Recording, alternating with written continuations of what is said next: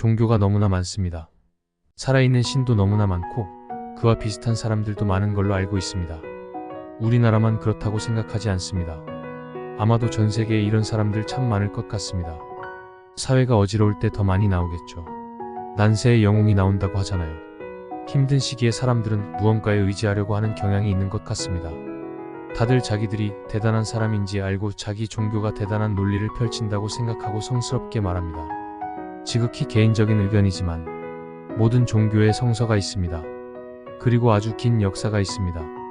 그래서 아주 긴 세월 동안 이 성서의 내용과 교훈으로 이 세상을 아름답게 하려고 한다는 것이 대부분의 종교 내용입니다. 또 세상을 구원하는 사람들이 나오죠. 여기에서 수많은 살아있는 신들이 나오게 된 것 같습니다. 처음에 그 내용과 교훈들은 다 세상이 어지럽고 힘들 때 누군가 구원하고 희생하고 정 참되게 하는 것이죠.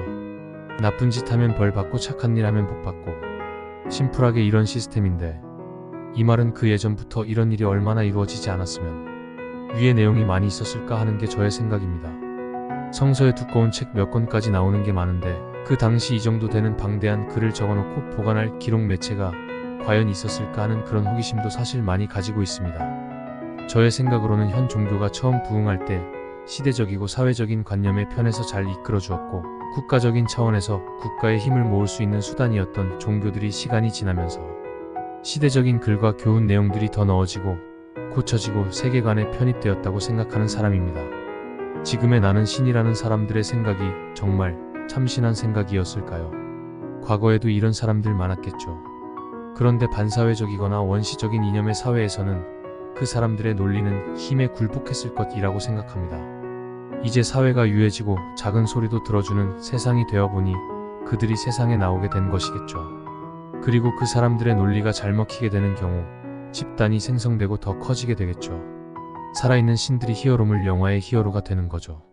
실제 행동은 그런 거 보여주지 못하는데 주위의 사람들의 존경으로 그 행동 하나하나가 멋지게 보이는 것이겠죠. 칼은 되는데 총은 안 돼서 군대를 가지 않는다고 하고 게임은 총 쏘는 전술 게임 좋아하고 자기들만 알고 있다면서 자기들끼리 살고 성서들에는 이런 말 없었을 거예요. 최초의 개념은 정말 심플했을 거예요. 심플한 게 최고인데 자꾸 살이 붙고 이상한 룰이 생기고 집단이 커지니 관리 규율이 생겨난 것이겠죠. 내가 진짜 신이라면 교회나 절이나 그런 건물을 만들어서 수많은 사람 앞에서 군림하지 않고 계속 걸어다니면서 세상을 이롭게 하기 위해서 노력할 것 같습니다. 신을 경배하라고 만든 게 종교는 아닐 거라고 생각합니다. 그 신을 믿고 따르면서 그들의 행동을 내가 실천하는 것이 종교의 논리라고 생각합니다. 종교에는 프레임이 없는 것이 궁극적 목표입니다. 살아있는 신이라고 군림하고 돈이나 버는 집단은 사이비입니다. 사이비 종교의 마인드 컨트롤 상태의 심리 치료를 하는 스티븐 하산의 저서에 따르면 그들의 마인드 컨트롤은 4가지 요소로 이루어진다고 합니다. 1. 행동 컨트롤. 개개인의 신체를 통제한다.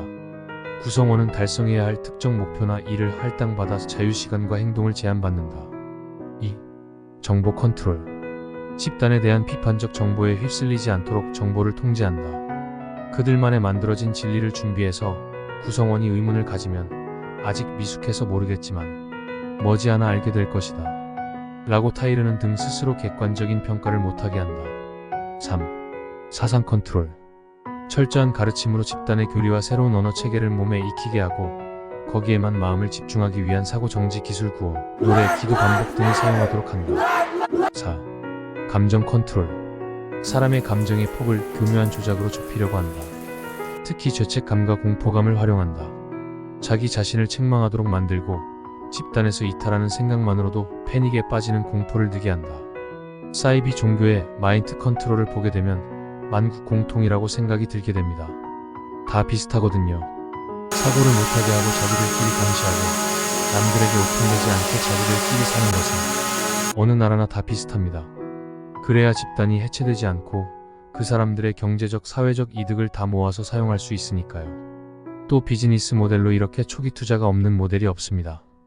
바람잡이와 언변이 뛰어난 연기자들이 움직여서 사이즈가 커지게 되면 자체적으로 돌아가면서 운영진이 아닌 참가자들이 돈을 내는 형태이며 내가 돈을 벌면서 사용하지 않고 돈은 꾸준히 들어오는 자본주의에서 볼 수 없는 비즈니스 모델이라고 생각합니다.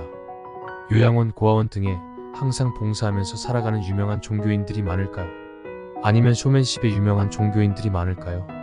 직업이 종교인이 아닌 나의 길이 종교인 사람들이 많이 나와서 이 세상을 좀 더 아름답게 만들어주는 그런 사회가 되었으면 합니다.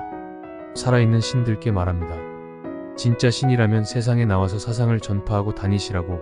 중동이나 러시아, 우크라이나에 방문도 좀 하셔서 전쟁도 말려보고 했으면 좋겠습니다. 메시아라고 하면서 다 늙어서 여자 육체나 탐하시는 분, 그분을 아직도 신봉하시는 분들은 이게 상식적으로 맞나요? 조사에서는 자기는 그런 말 한 적 없다고 했다는데 그냥 부끄럽습니다.